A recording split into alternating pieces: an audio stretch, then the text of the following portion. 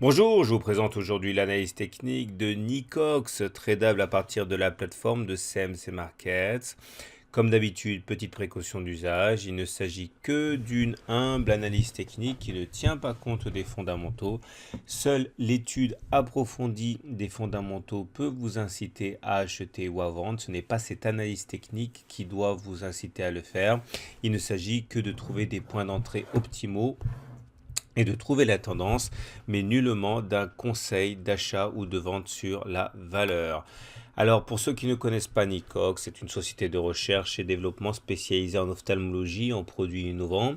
Et sur le plan des nouvelles, des news, eh bien, le 20 mars 2017, on a appris effectivement que la FDA allait se pencher sur l'évaluation, la demande d'autorisation de mise sur le marché américain. Ça peut effectivement entraîner des mouvements qui, du coup, méritent d'être étudiés. On va commencer par cette analyse de moyen terme. Si vous ne connaissez pas l'analyse technique, sachez que chacun des bâtons que vous voyez, rouge ou vert, correspond à un chandelier japonais, avec à chaque fois les plus hauts et les plus bas sur une semaine. Et comme on peut le voir, il n'y a absolument pas de tendance sur Nicox, et c'est pour ça effectivement qu'il est difficile pour les investisseurs de retrouver leurs petits. Regardez, ceci est la moyenne mobile à 30 semaines. On dit que lorsqu'on est au-dessus d'une moyenne mobile à 30 semaines qui monte, on est en tendance haussière, comme là. Ou on dit que la moyenne mobile, que la tendance est baissière lorsqu'on est en dessous d'une moyenne mobile à 30 semaines, comme c'était le cas là. Mais lorsqu'on est au-dessus d'une moyenne mobile à 30 semaines qui descend, c'est-à-dire entre les deux, eh bien on est en tendance neutre. Autre critère, les pics et les creux. On dit que lorsque les pics sont descendants et les creux sont ascendants, on est en tendance haussière. Et lorsque les creux sont descendants et que les pics sont descendants, on est en tendance baissière. Mais là, regardez, les pics sont descendants, les creux sont ascendants. Bref, c'est contradictoire. C'est pourquoi il est tellement difficile d'y retrouver ces petits. Une analyse de type Ishimoku nous permet de voir quels sont les objectifs et quels sont les supports et les résistances qui vont se mettre en travers de la route de Nicox. Regardez, cette zone un peu plus sombre, là, ça s'appelle le nuage. Et le bas du nuage, c'est la SSB. Et le bas de la SSB, ça constitue une difficulté à passer. Donc on peut déjà considérer que nous avons dans le prolongement ici de cette SSB vers les 9,7 euros, une résistance qui ne sera pas facile à passer. Mais on n'a pas pour l'instant réussi à aller la provoquer parce qu'on a bloqué sur les 9,4 euros. Pourquoi les 9,4 euros? Parce qu'en Ishimoku, lorsque vous avez une des courbes qui fait un plat, comme c'est le cas ici, dans le prolongement, vous avez une résistance. Et là, effectivement, c'est ça qui nous bloque. Donc, on a les 9,4 qu'on n'arrive pas à passer. Et si on arrive à passer les 9,4, et on va encore une fois, sans doute, peut-être, probablement caler sur les 9,7 euros. Heureusement, on a également du support. La Tenkan, ici à 8,8 euros, et la Kijun à 8,5 euros. Bref, on est comprimé et c'est pour ça qu'on a du mal à naviguer dans une direction claire. Si on prend un petit peu de recul, on voit que finalement les choses n'ont pas fondamentalement évolué depuis des mois et des mois. Nous sommes toujours à l'intérieur de ce grand canal descendant.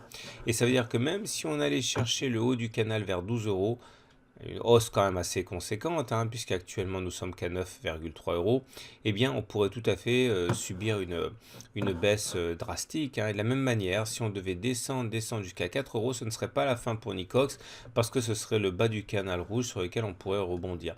Donc en gros, pour l'instant, on fait des oscillations entre les 4 et les 12 euros, et regardez, ce schéma fonctionne bien, puisqu'effectivement, on a bien ces zones qui nous guident.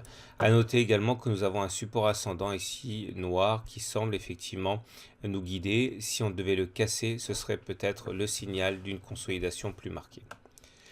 J'aimerais terminer avec une note un petit peu positive, c'est la vague de Wolf sur Nicox. Alors regardez, 1, 2, 3, 4, 5. Bon, c'est un petit peu compliqué si vous découvrez l'analyse technique, mais globalement, vous devez savoir que lorsqu'on vient chercher la ligne 1, 3, notamment au point 5 ici, eh bien, on crée une vague de Wolf dont l'objectif serait d'aller chercher un contact avec la ligne 1, 4, 6. Et oui, vous ne rêvez pas, la ligne 6, et il y a une limite de temps. C'est-à-dire qu'en reliant le point 2 et 4 ici, eh bien, vous avez la durée que ça devrait prendre. C'est-à-dire que normalement, on devrait aller chercher le point 6 ici, donc quelque part entre 2018 et 2019. Bon, encore une fois, même si l'objectif est extrêmement ambitieux, puisqu'on parle quand même de 19 euros alors qu'on est à 9 euros, rien ne garantit que ça se produira, puisque les vagues de Wolf, effectivement, ce n'est qu'un outil hein, qui nous permet d'anticiper l'évolution des cours, mais rien ne fonctionne à 100%, pas plus les vagues de Wolf qu'autre chose. Mais en tout cas, il faut savoir que c'est un élément qui milite effectivement pour une impulsion haussière importante. Voilà, on va terminer avec une brève analyse journalière, c'est-à-dire que chaque bougie maintenant correspond à une journée de cotation et on voit que ce sont toujours les haussiers qui tiennent le marché, puisque le RSI est au-dessus de 50, le momentum est au-dessus de 0 et le MACD au-dessus de son signal. Ce sont trois éléments positifs et donc effectivement, pour l'instant, à court terme, les haussiers sont toujours aux commandes. Il ne me reste plus qu'à vous saluer, à vous souhaiter une bonne journée, de bons trades et à très bientôt pour une autre analyse technique.